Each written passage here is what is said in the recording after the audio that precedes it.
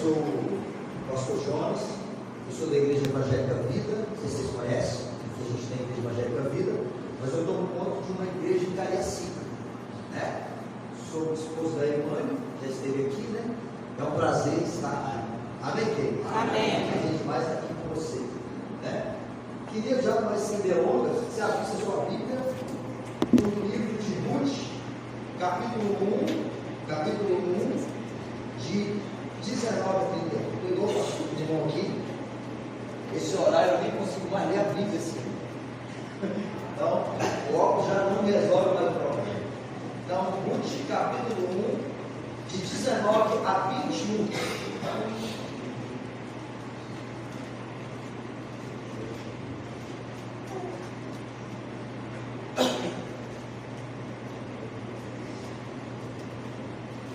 Bem, diz assim, ó: assim foram-se ambas, até que chegaram a Belém. Isso sucedeu que, entrando elas em Belém, toda a cidade se comoveu por causa delas, e diziam: não é esta Noemi? Porém, ela lhes dizia: não me chameis Noemi, chamei-me Mara, porque grande amargura me tem dado o Todo-Poderoso. Cheia a partir, porém vazia o Senhor me fez retornar. Por que, pois, me chamareis Noemi? O Senhor testifica contra mim, e o Todo-Poderoso me tem feito mal. Até aqui, querido, você pode sentar. Queridos, essa história é baseada no livro de Ruth. Ele acontece dentro do livro de Juízes. Juízes foi um tempo que o povo se apartou do Senhor, se afastou de Deus, e a Bíblia diz que por isso veio uma grande fome sobre a cidade. E um homem chamado Elimeleque, querendo proteger sua família, pegou sua esposa Noemi, seus filhos Malom e Quilion, e foram para Moab, e foram à procura de comida, de uma vida melhor. A Bíblia não diz quanto tempo eles ficaram lá.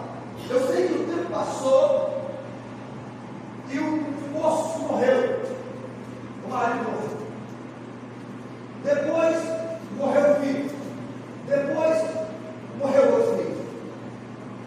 Uma coisa é perder marido, outra coisa é perder filho. Eu não sei o que dói mais, mas essa mulher tinha uma dor terrível, porque agora ela está só. E a Bíblia diz que ela resolve voltar para Belém. E ela está voltando para Belém. Você conhece a história? Está voltando Ruth com ela. E quando Noemi está chegando na cidade, houve um alvoroço na cidade, que as pessoas a conheciam, que as pessoas gritavam: olha, Noemi voltou, Noemi voltou. E ela disse: não me chame de Noemi. A palavra Noemi significa agradável. Ela diz: não me chame de Noemi, me chame de Mara, porque com grande amargura me tem dado o Todo-Poderoso. Ela está dizendo: o Senhor me amaldiçoou, o Senhor se levantou contra mim. Quando essa mulher diz: não me chame de Noemi, me chame de Mara, o que ela quer dizer? Sabe o que ela está dizendo? Eu quero ser lembrada pela minha maior dor. Eu quero me punir o tempo todo pela decisão errada que eu tomei. E esse sentimento vai criando raiz em nós, e a gente culpa os outros por causa da nossa dor, e a gente descarrega em Deus e no mundo inteiro a culpa da dor que nós estamos sentindo.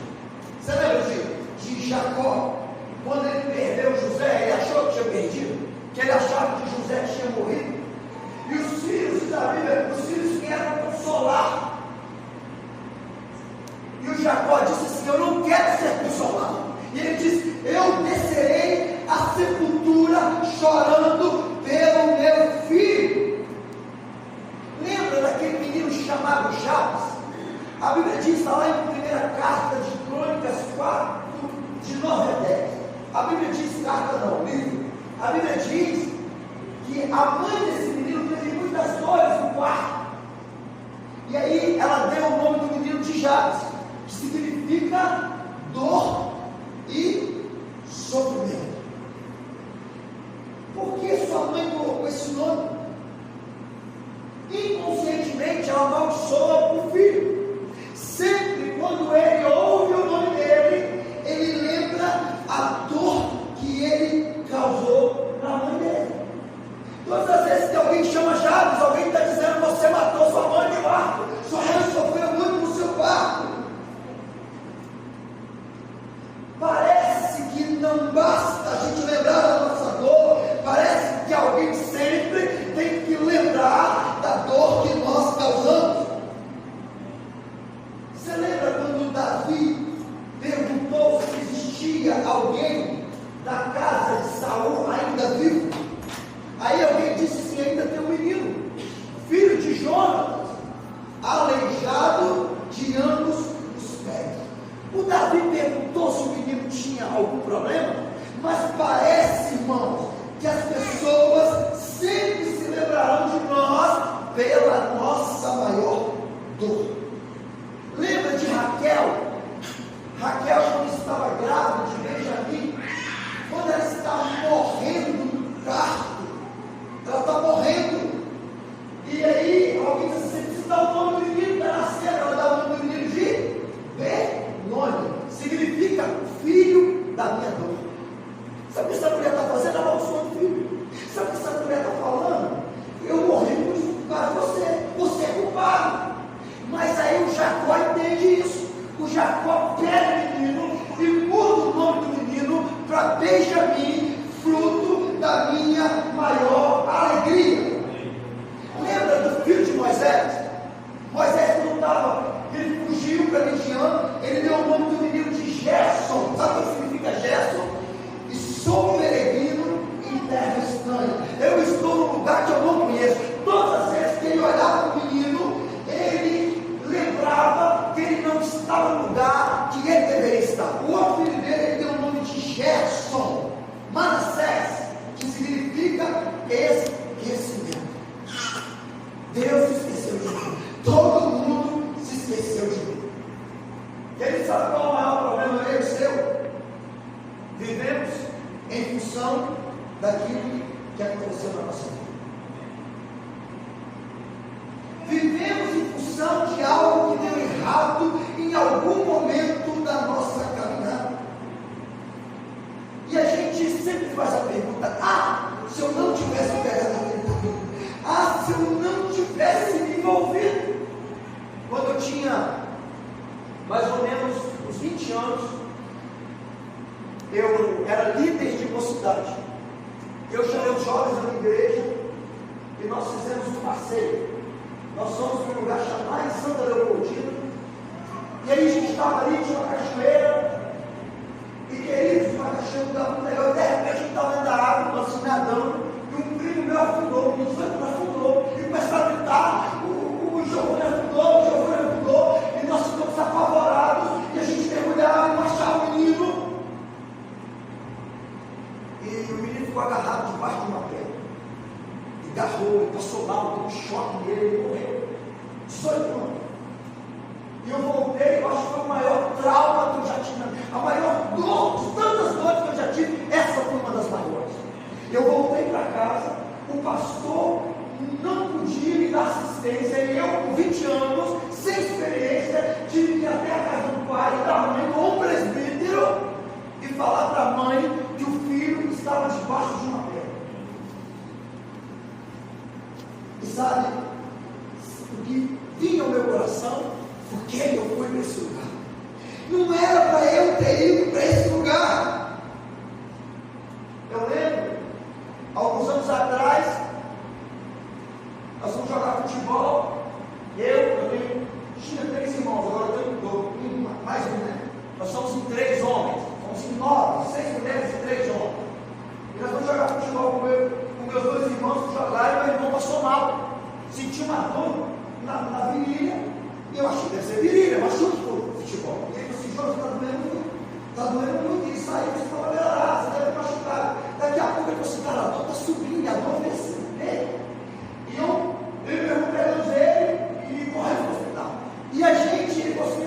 PA ali que é mais perto. A gente levou ele para o PA.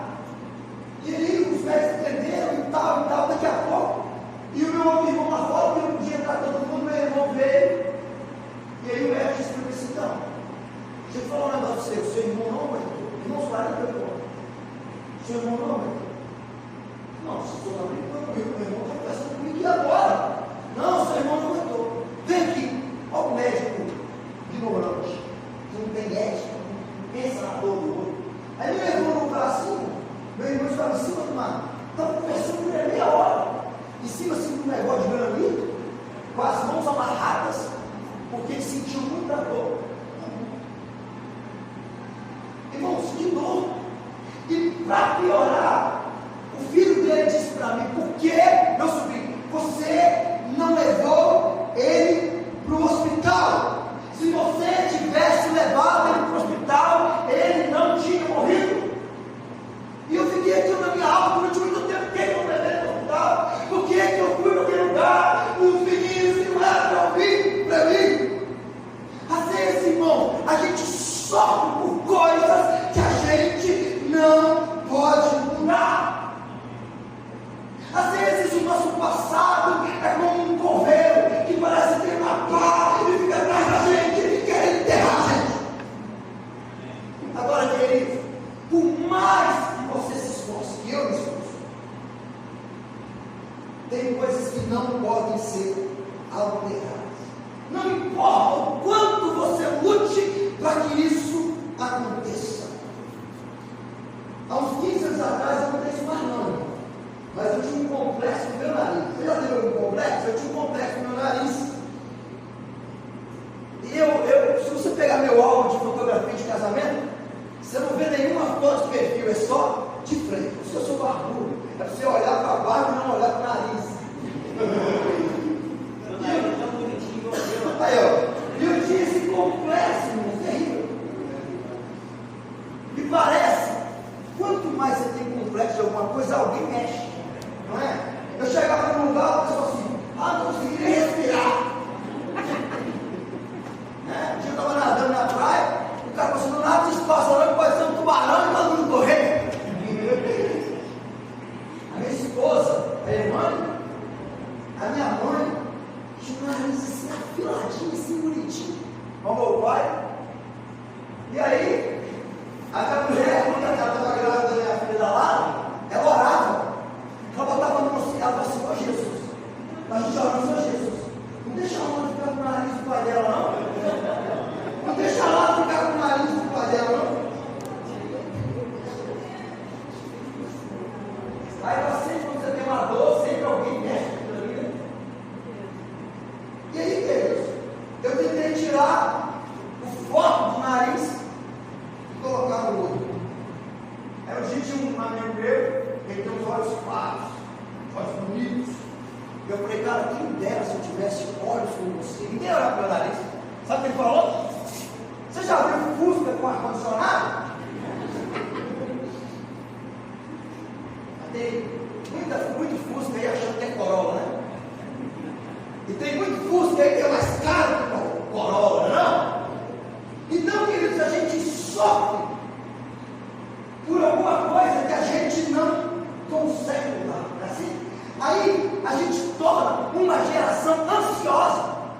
As pessoas são ansiosas, as pessoas querem ser uma coisa que elas não são.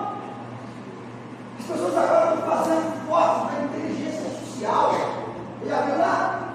Muda você, coloca você em qualquer lugar. Mas pessoalmente a pessoa é de um jeito, na internet é de outro jeito. Você olha lá, a pessoa está diferente demais. E aí as pessoas estão dizendo assim, eu sou fofo, eu só vou ser feio presencialmente. Agora nas redes sociais eu vou ser o mais lindo da terra, é assim? Aí as pessoas começam a querer ser algo que elas não são. Aí vem uma crise de ansiedade. Aí vem uma doença chamada psicossomática. Nos tornamos escravos da ansiedade. Sofremos por coisas que nem vai acontecer.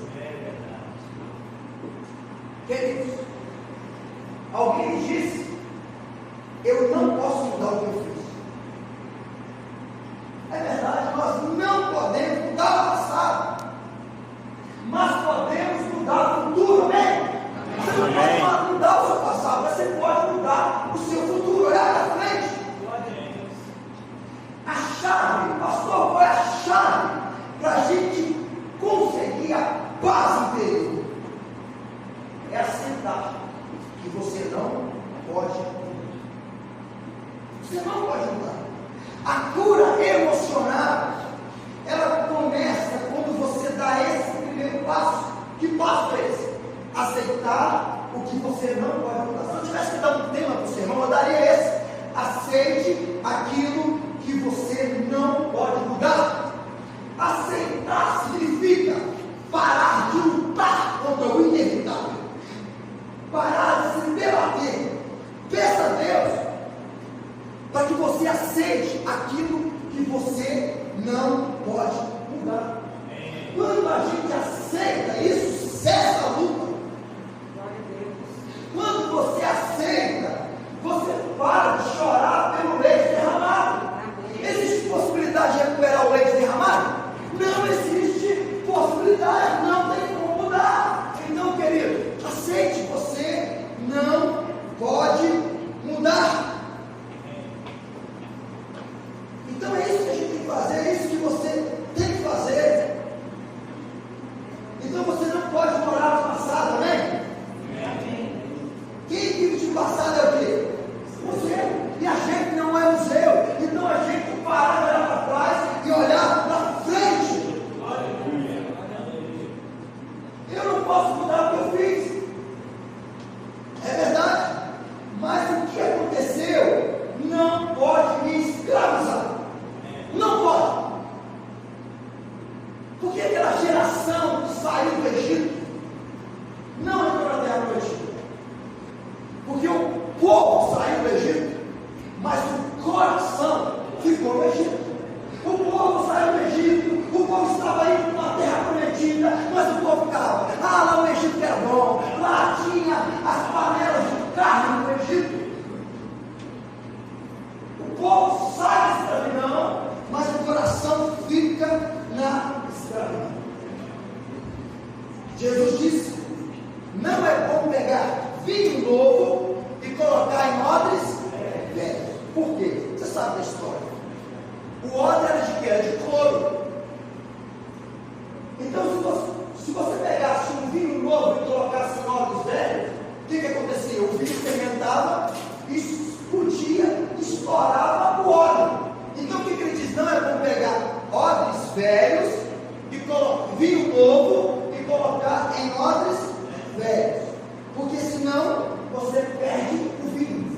Então presta atenção: quando você pega o novo tempo, o novo momento da sua vida e coloca no velho, no passado, você perde o melhor de Deus para a sua vida.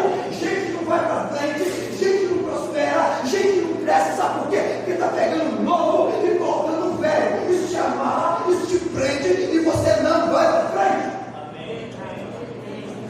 Eu me lembro, irmão, eu estava pregando uma palavra mais ou menos como essa, uma menina, uma adolescente chorava, mas ela gritava na cadeira, gritava.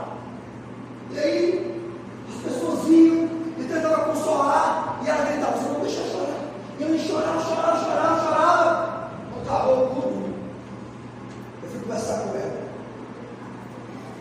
E ela falou para mim assim: pastor, quando eu era criança, o meu tio abusou de mim. E eu nunca mais tive paz. Eu nunca mais consegui olhar para frente. Eu nunca mais consegui crescer. E sempre quando eu lembro isso, dói em mim. Eu falei para ela assim: sabe onde seu tio está agora? Não. De repente ele está na churrascaria agora. De repente ele está numa pizzaria agora. Você está sofrendo com pessoas que não estão nem aí com você. Você está sofrendo com gente que nem lembra que te machucou. Perdoa esse homem, libera esse homem e viva um novo tempo. Se o homem nem merece, você sofre por ele. Está amarrando a sua vida, está prendendo a sua vida. Libera esse homem.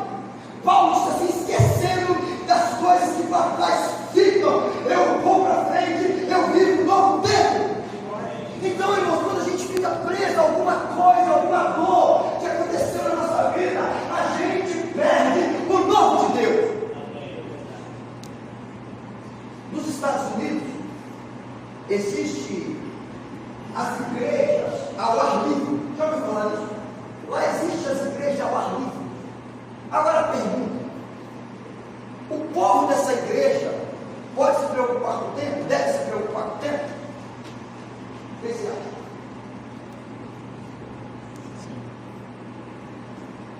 Não. Sabe por quê? Porque você não pode mudar o tempo. Por que você não preocupa? Quando você se preocupa, você não vai mudar o tempo. Então, querido, o assunto está nas mãos de Deus. E não deixe o tempo nas mãos de Deus. Então tem coisa que você tem que deixar na mão de Deus. Você não muda, não tem jeito. Aleluia. Entregue isso nas mãos de Deus. Um moço, ele tinha uma loja de departamento, tipo uma mercearia. Sabe o que aconteceu? Ele estava indo bem. De repente, do lado dele, colocaram uma marcha enorme. Do outro lado, colocaram um outro supermercado. Grandes, 2 supermercados enormes, um do lado, outro do outro.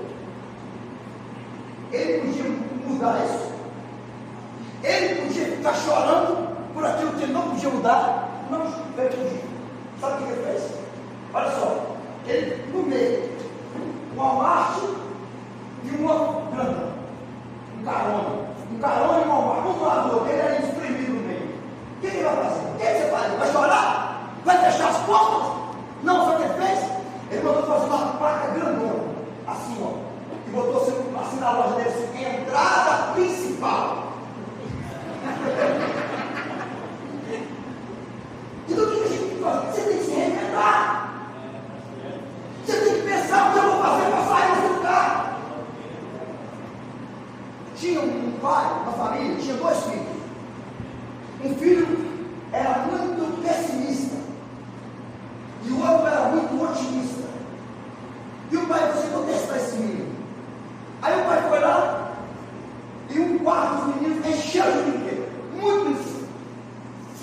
E chamou o menino, o que o papai fez? Alguns meninos, o menino começou a chorar. E chorar, para você, por que você está chorando? Papai, o senhor me deu muitos brinquedos, eu estou com medo de brincar e quebrar os brinquedos. Essa pessoa é pessimista. Aí ele pegou o menino, encheu de estrume de cavalo. Encheu o pai do menino de estrume de cavalo. Quando o menino viu aquele monte de estrume de cavalo, ele ficou doido. Ele pulou no estrume de cavalo, ele mergulhou no estrume de cavalo. O menino sabia que saía com o estrume de cavalo no nariz, na boca, de qualquer lugar. Pai, você é um menino endoidou. E você, ô menino, por que você está fazendo isso? Ele falou: pai, eu vi tantos estrumes de cavalo, mas tantos estrumes de cavalo, que eu pensei, quem sabe eu não macho um cavalo no meio desse estrume. Você está entendendo que você precisa olhar o copo meio cheio, você tem que se reinventar, mas não deixe essa situação te escravizar. Queridos, Ruth era alguém que Noemi trouxe do seu passado. E todas as vezes que Noemi olhava para Ruth, que era moabita, ela olhava e percebia que ela foi para um lugar que ela não deveria ter. Quando ela olhava para Ruth, ela lembrava de morrer. Ela lembrava do marido que morreu. Ela lembrava dos filhos que morreram. Então olha para Ruth e lembra que foi para um lugar que não deveria ter. Não tem como ser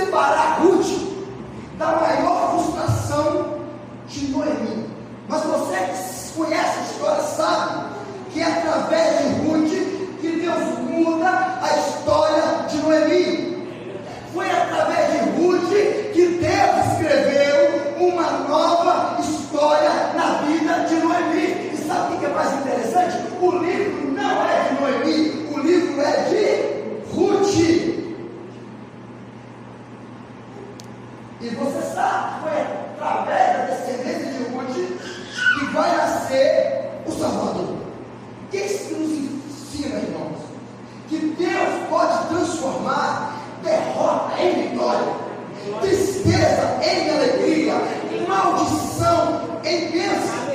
Então você precisa entender que Deus não desperdiça sofrimento na minha vida, sofrimento na sua vida. Deus transforma maldição em bênção. Ele transforma tristeza em alegria.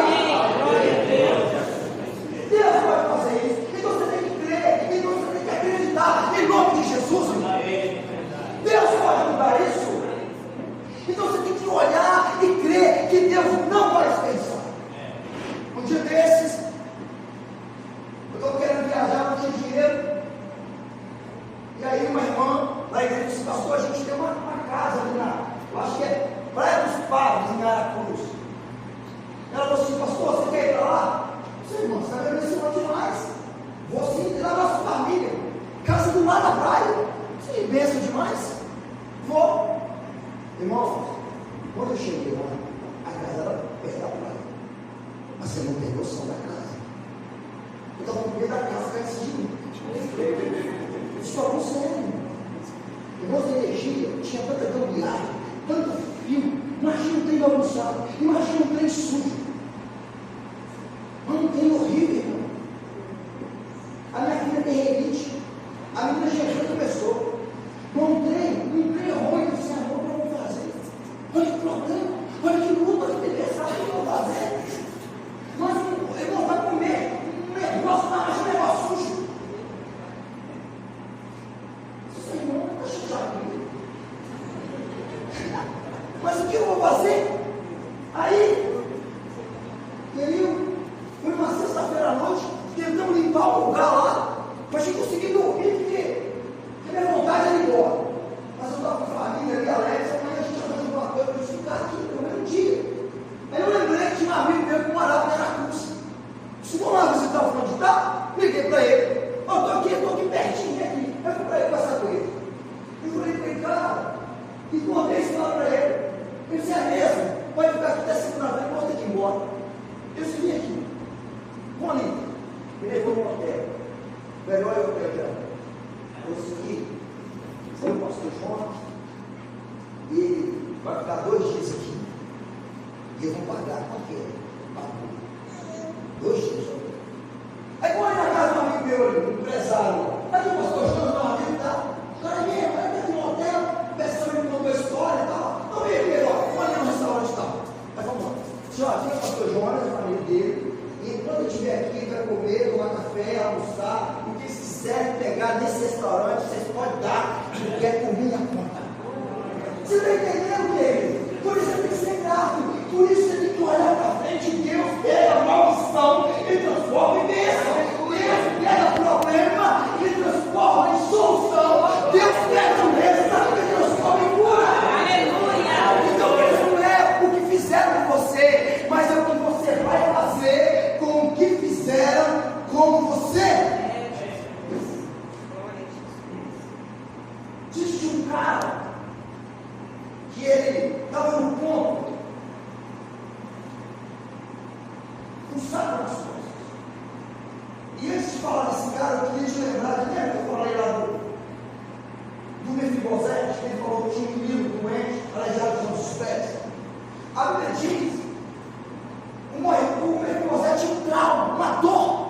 E lembra que ele foi para um lugar chamado Lodebar, e Lodebar significa lugar sem palavras, lugar de dor, lugar de angústia. Ali não chovia a voz desse menino, sentia uma dor. E um dia Davi se lembra desse menino, e Davi tem um tipo de Cristo que manda trazer o menino de volta, e diz: esse menino vai morar em Jerusalém, e esse menino vai comer pão à minha mesa. Lembra? Ele restaurou a vida de Mefibosete, tirou o Mefibosete da dor dele, trouxe ele para Jerusalém, e disse: eu estou restaurando a sua vida, e você vai comer pão à minha mesa.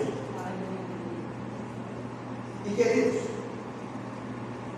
Mefibosete morava onde? Em Jerusalém, e não em Lodebar, porque comia à mesa do rei.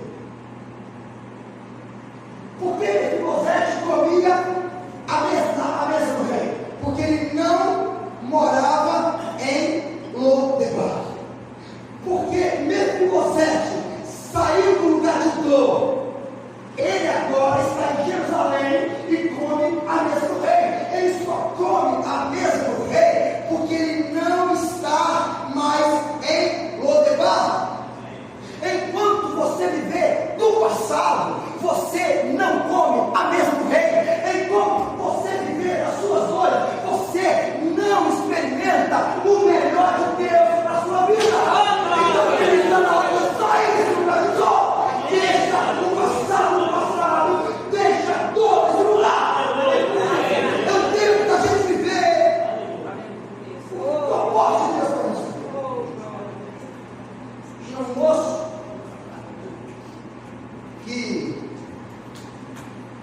estava num ponto, caminhando, ele carregava um saco nas costas, muito pesado. Um saco muito pesado nas costas. E alguém parou com o caminhão e disse: eu vou te dar carona, sobe na carroceria do caminhão. Esse saco está muito pesado. Sabe o que ele fez? Subiu no caminhão e colocou, continuou o saco nessa costas, em pé. Jesus chegou aqui hoje, Jesus, para tirar o peso que você carrega nas costas. Você e eu não precisamos mais carregar aquilo que Ele já levou. Jesus já levou as nossas dores. Ele já levou na cruz do Calvário. A cruz é lugar de cura. A cruz é lugar de perdão. A cruz é lugar de vitória. A cruz é lugar que eu posso recomeçar. Ele já levou. Para que você está carregando esse peso? Davi, que a maioria das pessoas se lembram dele pelos pecados que ele cometeu. Sempre quando a gente lembra de Davi, a gente lembra de quem? A gente lembra dos pecados de Davi, o pecado dele com Marcelo, não é assim? A gente lembra de Davi, mas ele vivia com isso. As pessoas acusavam ele, lá. Mas aí ele escreve no Salmos 37 assim: entrego o meu caminho ao Senhor e confio nele, e o mais ele fará. Aleluia. Entrego o meu caminho ao Senhor, entrego tudo ao Senhor, todas as ofensas, todas as dores, eu coloco aos pés da cruz e confio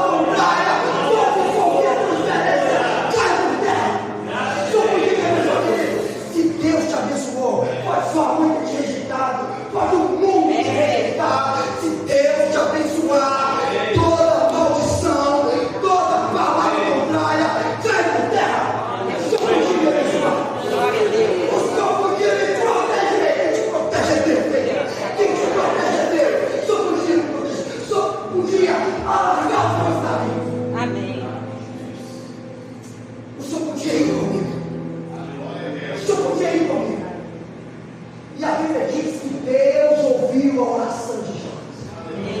Ele foi melhor que os irmãos dele, porque ele reconheceu que existia coisas que ele não podia mudar. E sabe o que ele faz? Ele entrega as mãos de Deus. Quem sabe hoje está mais de você entregar as mãos de Deus aquilo que você não pode mudar. Deus usou Ruth para levantar um resgatador, para resgatar o inimigo. Essa história